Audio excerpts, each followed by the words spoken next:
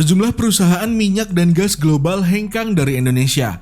Data Kementerian ESDM mencatat sejumlah investor besar memilih keluar dari Indonesia, seperti Total, Shell, dan Chevron. Teranyar, ConocoPhillips Indonesia Holding Ltd menyepakati untuk melepas asetnya di blok koridor tahun depan. PT Medco Energi International Tbk akan mengakuisisi seluruh saham yang diterbitkan ConocoPhillips Indonesia Holding Ltd atau CIHL dan diperkirakan akan rampung pada Q1 2022.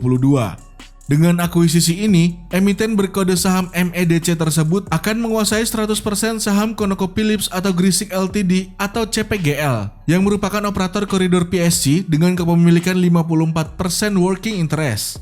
Direktur Utama Medco Energi Internasional Hilmi Panigoro mengatakan, akuisisi ini merupakan wujud strategi Medco untuk mengembangkan dan memiliki aset yang berkualitas tinggi untuk menjaga arus kas tetap positif. Akuisisi ini akan memperkuat posisi Medco Energi sebagai perusahaan energi dan sumber daya alam independen terkemuka di Indonesia dan memperkuat komitmen kami dalam pembangunan nasional, ungkapnya. Transaksi antar dua perusahaan migas ini dinilai Direktur Penelitian Wood Mackenzie Angus Roger akan menyebabkan dinamika pergeseran aturan yang akan menimbulkan risiko, namun juga bisa menjadi pengembangan lapangan. Dirinya menilai perlu adanya kekuatan negosiasi yang besar oleh perusahaan migas dalam negeri saat negosiasi tentang investasi, aturan fiskal, serta penentuan harga pas. Untuk informasi, selain ConocoPhillips, Shell juga tengah dalam tahapan melepas blok abadi Masela.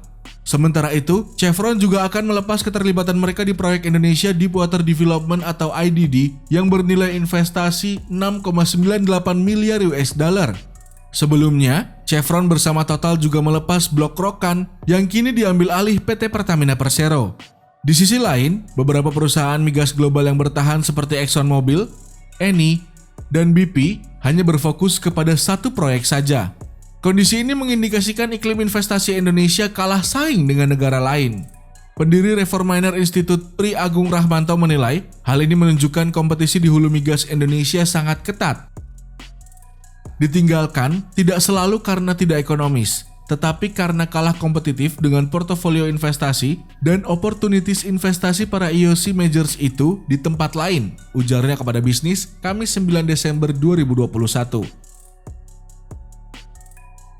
Menurutnya, dalam satu dekade terakhir, iklim Indonesia sudah kalah kompetitif dibanding negara lain yang mampu menarik banyak perusahaan migas asing ke negaranya.